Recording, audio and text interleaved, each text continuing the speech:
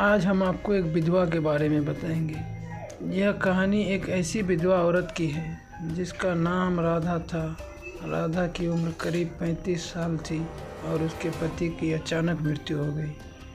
उनकी पूरी दुनिया को बदल दिया था। वह एक छोटे से गांव में रहती थी जहां समाज की सोच अब भी पुराने रीति रिवाजों से जकड़ी हुई थी।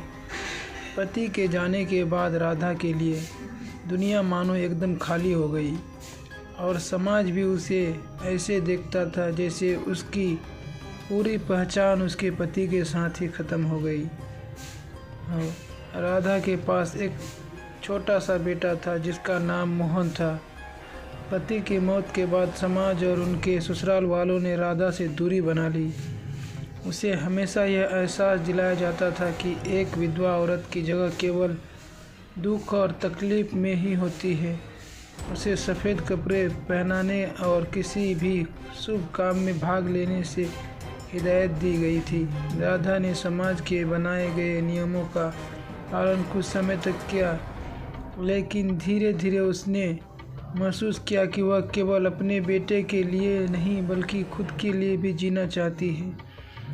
उनके मन में यह सवाल उठा कि क्या उसका जीवन अब केवल समाज की अपेक्षाओं को पूरा करने के लिए ही रह गया? क्या एक विधवा औरत के पास सपने देखने और उन्हें पूरा करने के अधिकार नहीं होता? राधा ने अपने भीतर की शक्ति को पहचाना और फैसला किया कि वह खुद अपने पैरों पर खड़ी होगी। उसने अपने घर पर ही सिलाई बुनाई का काम शुरू किया। पहले तो गांव के लोग उसकी हंसी उड़ाते थे, लेकिन धीरे धीरे उसकी मेहनत और कारीगरी को पहचान मिलने लगी। राधा की बनाई गई चीज़ें इतनी सुंदर और गुणवत्तापूर्ण होती कि आसपास के गांव में भी उनकी मांग बढ़ने लगी। समाज के वित्कार और तानों से बावजूद राधा ने हार नहीं मानी। उसने अपने बेटे को अच्छी शिक्षा देने का सपना देखा और उसे पूरा भी किया। मोहन बड़ा होकर एक सफल इंजीनियर बना और अपनी मां का गर्व बना।